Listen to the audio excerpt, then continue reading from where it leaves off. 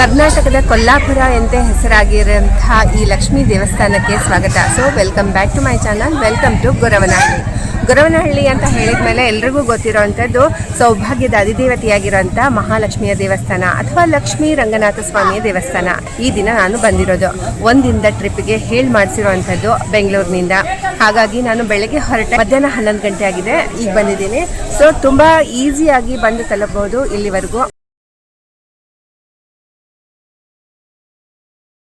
ಒಳಗಡೆ ಹೋಗಿ ದರ್ಶನ ಮುಗಿಸ್ಕೊಂಡು ಹೊರಗಡೆ ಬಂದಿದ್ದೀನಿ. ತುಂಬ ಪುರಾತನವಾಗಿರೋಂಥ ದೇವಸ್ಥಾನವೇನೂ ಅಲ್ಲ, ಆದರೆ ಜನರ ಭಕ್ತಿ ಮತ್ತು ನಂಬಿಕೆಯ ಶಕ್ತಿಗಳಿಂದ ಪ್ರಸಿದ್ಧವಾಗಿರುವ ಈ ದೇವಸ್ಥಾನ ಸ್ವಲ್ಪ ಹೊಸದಾಗಿರುವಂಥದ್ದೇ ಕನ್ಸ್ಟ್ರಕ್ಷನ್, ಅಂದರೆ ದೇವಸ್ಥಾನವನ್ನು ಹೊಸದಾಗಿಯೇ ಕಟ್ಟಿರುವಂಥದ್ದು. ಇತ್ತೀಚೆಗೆ ಅಂದರೆ ಒಂದು 50-60 ವರ್ಷಗಳಿಂದನೇ ಇದು ತುಂಬ ಪ್ರಸಿದ್ಧಿಗೆ ಬಂದಿರುವಂಥದ್ದು. ಮತ್ತು ಈ ದೇವಸ್ಥಾನದ ಟೈಮಿಂಗ್ ಅಂತಂದರೆ ಬೆಳಗ್ಗೆ 8 ಗಂಟೆಯಿಂದ ಮಧ್ಯಾಹ್ನ 12:30ವರೆಗೂ ಇದೆ, ಹಾಗೂ ಮತ್ತು ಸಂಜೆ 4:30ಯಿಂದ ರಾತ್ರಿ 8 ಗಂಟೆವರೆಗೂ ಇದೆ. ನಿತ್ಯವೂ ಅನ್ನದಾಸೋಹ ನಡೆಯುತ್ತೆ. ಮತ್ತು ಒಳಗಿನ ದೇವಸ್ಥಾನದ ಬಗ್ಗೆ ಹೇಳಬೇಕು ಅಂತಂದರೆ, ಒಳಗಡೆ ಒಂದು ಪ್ರದಕ್ಷಿಣಾ ಮಾರ್ಗ ಇದೆ, ಚಿಕ್ಕದಾಗಿರುವಂಥದ್ದು. ಅಲ್ಲಿ ಲಕ್ಷ್ಮಿಯ ವಿಗ್ರಹಗಳಿದ್ದಾವೆ, ಅಂದರೆ ಉತ್ಸವ ಮೂರ್ತಿಗಳ.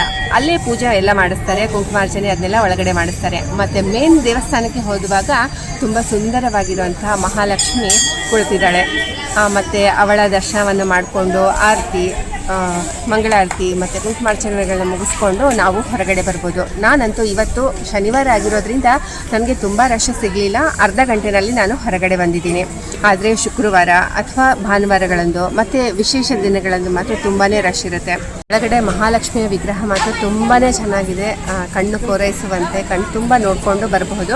ಆಮೇಲೆ ಹೊರಗಡೆ ಬಂದ ತಕ್ಷಣ ಇಲ್ಲಿ ಒಂದು ಚಿಕ್ಕದಾಗಿರೋ ಶ್ರೀ ನವಗ್ರಹ ದೇವಾಲಯ, ಪ್ರಸನ್ನ ಆಂಜನೇಯ ದೇವಸ್ಥಾನ ಇದೆ, ಮತ್ತು ಇಲ್ಲಿ ಮಹಾಲಕ್ಷ್ಮಿ ಯಾಗಶಾಲೆ ಕೂಡ ಇದೆ. ಮತ್ತು ಇದು ಬೆಂಗಳೂರಿನಿಂದ 80 ಕಿಲೋಮೀಟರ್ ಆಗುತ್ತೆ. ನಾನು ಬಂದಿರೋದು ತುಮಕೂರಿನಿಂದ. ನಿಮಗೆ ಲಾಸ್ಟ್ ವಿಡಿಯೋದಲ್ಲಿ ನಾನು ತೋರಿಸಿರ್ಬೋದು, ನಾನು ದೇವರಾಯನ ದುರ್ಗ ಇವನ್ನೆಲ್ಲ ಮಾಡ್ಕೊಂಡು ಬಂದಿದ್ದೆ. ಇದು ದೇವರಾಯನ ದುರ್ಗದ ರೋಡಲ್ಲೇ, ಅಂದರೆ ಸ್ವಲ್ಪ ದೂರ ಮುಂದೆ ಬಂದು ಆಮೇಲೆ ಇನ್ನೊಂದು ಟರ್ನಿಂಗ್ ನಾವು ಈ ಗೊರವನಹಳ್ಳಿಗೆ ಬಂದು ಸೇರ್ತೀವಿ. ಗೊರವನಹಳ್ಳಿ ಕೂಡ ತುಮಕೂರು ಡಿಸ್ಟ್ರಿಕ್ನಲ್ಲೇ ಬರುತ್ತೆ. ಆನಂತರ ನಾವು ದೇವರಾಯನ ದುರ್ಗ ಮತ್ತು ಗೊರವನಹಳ್ಳಿ ಎರಡನ್ನೂ ಕೂಡ ಒಂದೇ ದಿನ ಮಾಡ್ಬೋದು ಈಸಿಯಾಗಿ. ಬೆಳಗ್ಗೆ ಬೇಗ ಹೊರಟ್ರೆ ನೀವು ಮೊದಲು ಗೊರವನಹಳ್ಳಿ ಮುಗಿಸ್ಕೊಂಡು ಆಮೇಲೆ ದೇವರಾಯನ ದುರ್ಗವನ್ನು ಕೂಡ ನೋಡಿಕೊಂಡು ಹೊರಡ್ಬೋದು. ಆದರೆ ನಾನು ಬೇರೆ ಬೇರೆ ದಿನ ಬಂದಿದ್ದೀನಿ.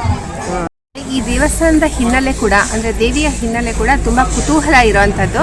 ಒಬ್ಬ ಗೊಲ್ಲರನಿಗೆ, ದನ ಕಾಯುವ ಗೊಲ್ಲನಿಗೆ ಮಹಾಲಕ್ಷ್ಮಿ ಒಂದು ಮರದ ಅಡಿಯಲ್ಲಿ ಸಿಕ್ಲಂತೆ. ಮತ್ತು ದಿನವೂ ಅವನಿಗೆ ಒಂದು ಸೌಂಡ್ ಬರ್ತಾ ಇತ್ತು, ನಾನು ಬರ್ತಾ ಇದ್ದೀನಿ, ಬರಲಾ ಅಂತ. ಆಗ ಅವನು ಬಂದು ತನ್ನ ತಾಯಿ ಕೇಳ್ತಾನೆ, ಈ ಥರ ನನಗೆ ಒಬ್ಬ ಹೆಣ್ಣು ನನಗೆ ದಿನ ಬರಲಾ ಅಂತ ಕೇಳ್ತಾ ಇದ್ದಾಳೆ, ಏನು ಮಾಡಲಿ ಅಂತ. ಆಗ ತಾಯಿ ಹೇಳ್ತಾಳಂತೆ, ಸೌಭಾಗ್ಯವನ್ನು ಕೊಡೋದಾಗಿದ್ದರೆ ನೀನು ಬಾ, ನಾ ಮನೆ ಕರ್ಕೊಂಡು ಹೋಗ್ತೀನಿ ಅಂತ ಹೇಳು ನಾಳೆ ಅಂತ ಹೇಳ್ತಾಳಂತೆ. ಅವನು ಬಂದು ಅದೇ ರೀತಿ ಹೇಳ್ತಾನೆ, ನೀನು ಸೌಭಾಗ್ಯವನ್ನೇ ಕೊಡೋದಾದರೆ ಮನೆಗೆ ಬಾ ಅಂತ. ಅವಳು ಹೇಳ್ತಾಳೆ, ನಾನು ಸೌಭಾಗ್ಯ ಸಂಪತ್ತನ್ನು ತೆಗೆದುಕೊಂಡೇ ನಾನು ನಿಮ್ಮ ಮನೆಗೆ ಬರ್ತಾ ಇದ್ದೀನಿ, ನನ್ನನ್ನು ಕರ್ಕೊಂಡು ಹೋಗು ಅಂತ. ಆಗ ಅವನು ಕರ್ಕೊಂಡು ಬರ್ತಾನೆ. ತುಂಬ ಬಡವರಾಗಿದ್ದರು. ಆನಂತರ ಅವರು ಕೂಡ, ಅವರಿಗೆ ಶ್ರೀಮಂತಿಕೆ ಬಂತು, ಸಂಪತ್ತು ಬಂತು. ಆಮೇಲೆ ಅವರ ಅಣ್ಣನಿಗೆ ದೇವಿ ಮಹಾಲಕ್ಷ್ಮಿ ಕನಸಿನಲ್ಲಿ ಬಂದು ನಾನು ದೇವಸ್ಥಾನವನ್ನು ನಿರ್ಮಾಣ ಮಾಡು ಅಂತ ಹೇಳ್ತಾಳೆ. ಆಮೇಲೆ ಅವರು ಈ ದೇವಸ್ಥಾನವನ್ನು ನಿರ್ಮಾಣ ಮಾಡಿದ್ದಾರೆ. ಮತ್ತು ಇಲ್ಲಿ ಕೂಡ ಹೇಳ್ತಾರೆ, ಅವರ ಮನೆತನದವರು ಈ ದೇವಿಯನ್ನು ಪೂಜೆ ಮಾಡ್ತಾ ಇರ್ತಾರೆ. ಮತ್ತು ಕಾರಣಾಂತರಗಳಿಂದ ಅವರು ಸ್ವಲ್ಪ ದಿನ ಹೊರಗಡೆ ಹೋಗ್ತಾರೆ, ಅಂದರೆ ಈ ಗೊರವನಹಳ್ಳಿ ಊರನ್ನು ಹೊರತೊರೆದು. ಆಮೇಲೆ ಬರೋವರೆಗೂ ಎಷ್ಟೋ ದಿನಗಳವರೆಗೆ ಇಲ್ಲಿ ಲಕ್ಷ್ಮಿಗೆ ಪೂಜೆಗೆ ಎಲ್ಲ ಆಗ್ತಾನೇ ಇರಲಿಲ್ಲ ಅಂತ, ಎಲ್ಲ ನಿಂತು ಹೋಗಿತ್ತು. ಆಮೇಲೆ ಅವರು ಬಂದು ಮತ್ತೆ ಪೂಜೆ ಎಲ್ಲ ಶುರು ಮಾಡ್ತಾರೆ. ಆಗಲಿಂದ ಇದು ಅವ್ಯಾಹತವಾಗಿ ನಡ್ಕೊಂಡು ಬಂದಿದೆ. ಇದು ಇಲ್ಲಿಯ ಒಂದು ಹಿಸ್ಟ್ರಿ. ಆನಂತರ ಇಲ್ಲಿಗೂ ಕೂಡ ಕುಮಾರಿಯರಿಗೆ, ಅಂದರೆ ಮದುವೆ ಆಗದೆ ಇರೋರಿಗೆ ಇಲ್ಲಿ ಬಂದು ಪೂಜೆಯ ನಮಸ್ಕಾರ ಮಾಡಿ ಹರಕೆ ಹೊತ್ಕೊಂಡು ಹೋದರೆ ಇಲ್ಲಿ ಕರಿಮಣಿ ಕೂಡ ಕೊಡ್ತಾರಂತೆ. ಅವರ ಮದುವೆ ಸುಸೂತ್ರವಾಗಿ ನಡೆಯುತ್ತೆ ಅಂತ ಹೇಳ್ತಾರೆ. ಹೋಗೋಕ್ಕೆ ಫ್ರೀ ದರ್ಶನ ಕೂಡ ಇದೆ, ಸ್ಪೆಷಲ್ ದರ್ಶನ ಕೂಡ ಇದೆ. 100 ರೂಪೀಸ್ನ ಸ್ಪೆಷಲ್ ದರ್ಶನ. ಆದರೆ ಇವತ್ತು ನಾವು ಹೋಗಿದ್ದು ಫ್ರೀ ದರ್ಶನದಿಂದನೇ ಹೋಗಿದೆ. ಆದರೂ ಕೂಡ ನಾನು ಅರ್ಧ ಗಂಟೆಯಲ್ಲೇ ಹೊರಗಡೆ ಬಂದಿದ್ದೀನಿ, ತುಂಬ ರಶ್ ಏನಿರಲಿಲ್ಲ. ಹಾಗಾಗಿ ನೀವು ಬರುವಾಗ ಸ್ವಲ್ಪ ವಿಶೇಷ ದಿನಗಳಿದ್ದರೆ ಸ್ವಲ್ಪ ಬೇಗ ಬರಬೇಕಾಗುತ್ತೆ. ನಾ ಆಗಲೇ ಹೇಳಿದಂಗೆ ಕಮಲಮ್ಮ ಅನ್ನೋ ಅಜ್ಜಿ ಇದ್ದರು. ಅವರೇ ಈ ದೇವಸ್ಥಾನದ ದೇವರ ಪೂಜೆಯನ್ನು, ನಿತ್ಯ ಪೂಜೆಯನ್ನು ಶುರು ಮಾಡಿದ್ದು, ಜೀರ್ಣೋದ್ಧಾರ ಮಾಡಿದ್ದು, ಇದಕ್ಕಾಗಿ ತುಂಬ ಶ್ರಮಪಟ್ಟಿದ್ದರು. ಅವರ ಹೆಸರಿನಿಂದಲೇ ಇಲ್ಲಿ ದೇವಸ್ಥಾನದ ಹಿಂದ್ಗಡೆ ಬಂದರೆ ಒಂದು ಶ್ರೀಮಾತೆ ಕಮಲಮ್ಮ ಅವರ ಒಂದು ಹಾಲ್ ಇದೆ, ದೊಡ್ಡದಿದೆ. ಮತ್ತು ಅವರ ಒಂದು ಸ್ಟ್ಯಾಚು ಕೂಡ ಮಾಡಿ ಇಟ್ಟಿದ್ದಾರೆ ಅಲ್ಲಿ.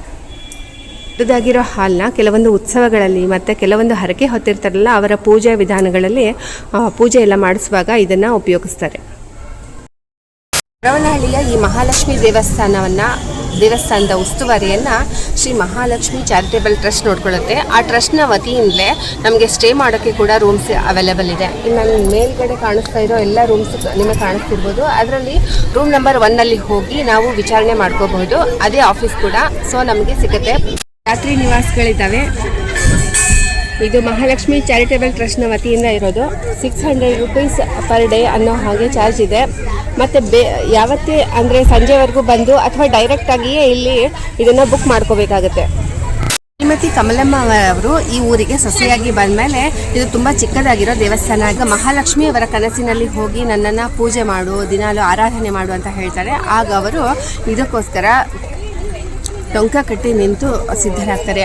ಆಗ ಅವರು ಕೂಡ ತುಂಬ ಶ್ರೀಮಂತರೇನಲ್ಲ, ತುಂಬ ಬಡವರೇ ಆಗಿದ್ರು. ಮನೆ ಮನೆಗೆ ಭಿಕ್ಷೆ ಬೇಡಿ ಬಂದಿರುವಂಥ ಧಾನ್ಯಗಳಲ್ಲಿ ನೈವೇದ್ಯ ಮಾಡಿ ದೇವರಿಗೆ ಅರ್ಪಣೆ ಮಾಡ್ತಾಯಿದ್ರು. ಮತ್ತು ತಾವು ಕೂಡ ಅದರಿಂದಲೇ ಜೀವನ ನಡೆಸ್ತಾ ಇದ್ರು. ಈಗ 1988ರಲ್ಲಿ ಈ ಮಹಾಲಕ್ಷ್ಮಿ ಚಾರಿಟೇಬಲ್ ಟ್ರಸ್ಟ್ ಶುರು ಆಯಿತು, ಅಂದರೆ ಸ್ಥಾಪನೆ ಮಾಡಲಾಯಿತು. ಅಲ್ಲಿವರೆಗೂ ಇದೇ ಥರನೇ ನಡೀತಾ ಇತ್ತು, ಅಂದರೆ ಕಮಲಮ್ಮನವರಿದ್ದಾಗ. ಆ ನಂತರ ಇಲ್ಲಿ ಸಮಾಧಿಸ್ಥರಾಗಿದ್ದಾರೆ. ಇಂದಿಗೂ ಕೂಡ ಈ ಸಮಾಧಿ ಸ್ಥಳವಾಗಿರುವಂತಹ ಇಲ್ಲಿ ವೃಂದಾವನ ಇದೆ, ಅಂದರೆ ಬೆಳ್ಳಿಯ ವೃಂದಾವನ ಇದೆ.